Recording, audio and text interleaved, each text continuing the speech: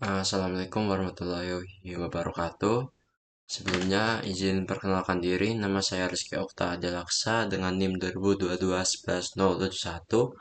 Pada kesempatan kali ini saya akan mempresentasikan mengenai desain kontrol digital dengan metode Bode diagram pada mata kuliah Sistem Kontrol Optimal dan Digital. Oke, untuk yang pertama itu kita belajar mengenai pengantar terlebih dahulu. Sistem kontrol digital menggunakan komputer atau mikroprosesor untuk menerapkan algoritma kontrol pada sistem diskrit. Berbeda dengan sistem analog, sistem digital bekerja dengan data sampling pada waktu diskrit, lebih fleksibel dan dapat diprogram ulang tanpa mengubah hardware. Nah, ada dasar-dasar Bode diagram. Bode diagram adalah representasi grafis respons frekuensi sistem yang terdiri dari dua diagram, yaitu diagram magnitude yang menunjukkan perbandingan amplitude dalam desibel dan diagram fase yaitu untuk menunjukkan perbedaan fase dalam derajat. Metode ini sangat efektif untuk analisis visual kestabilan sistem dan perancangan kompensator. Nah, teknik pembuatan Bode diagram di sini ada 4. Untuk membuat Bode diagram, kita pertama itu mengidentifikasi fungsi transfer sistem, yang kedua transformasikan ke domain frekuensi, yang ketiga hitung magnitude dan fase untuk setiap elemen, yang keempat adalah gambar kurva asimptotik berdasarkan pole dan zero. Kemudian ada aplikasi dalam desain kontrol digital.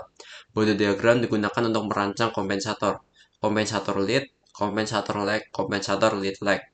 Kompensator lead adalah untuk meningkatkan margin fase dan bandwidth, kalau kompensator lag meningkatkan akurasi steady state, dan kompensator lead lag kombinasi keduanya. Untuk sistem yang stabil disarankan margin fasenya yaitu 30 derajat sampai dengan 60 derajat dan margin gain dari 6 desibel sampai dengan 20 desibel. Nah, pertama itu ada contoh kasusnya. Yang pertama itu kontrol kecepatan motor DC. Nah, yang pertama dasar perhitungan diagram magnitude. Untuk sistem motor DC dengan fungsi transfer GS sama dengan 10 per S dalam kurung 0,1 S plus 1, kita memisahkan menjadi dua bagian untuk memudahkan analisis. Integrator dengan gain 10 per S, yaitu order pertama yaitu 1 per 0,1 plus 1. Contoh perhitungan magnitude pada omega sama dengan 10 radian per sekon dengan integrator 20 log 10 yang 20 log 10 dalam kurung 10 per 10 yang menghasilkan 0 desibel. Order pertama yang menghasilkan total kurang lebih sama dengan minus 3 desibel, yang ditotalkan yaitu nilainya minus 3 desibel. Kemudian yang kedua itu dasar perhitungan diagram fase. Untuk perhitungan fase kita menambahkan kontribusi fase dari setiap bagian. Contoh perhitungan fase pada omega 10 derajat per sekon. Untuk integrator dia minus 90 derajat. Selalu memberikan minus 90 derajat pada sebuah frekuensi. Order pertama min tan pangkat min 1 yang menghasilkan min tan pangkat min 1 dalam kurung 0,1 kali 10 yang menghasilkan minus 45 derajat. Yang ditotalkan yaitu nilainya minus 135 derajat. Kemudian bagaimana menentukan nilai crossover frekuensi dan margin? Untuk crossover frekuensi adalah frekuensi di mana magnitude sama dengan 0 desibel. Dari perhitungan ini terjadi sekitar 8,16 radian per sekon untuk sistem asli. Kemudian margin fase dihitung pada crossover frekuensi fase sistem pada derajat omega 8,16 radian per sekon yang menghasilkan minus 129,2 derajat. Kemudian untuk margin fase yaitu 180 derajat dikurangi 129,2 derajat yang menghasilkan 50,8 derajat.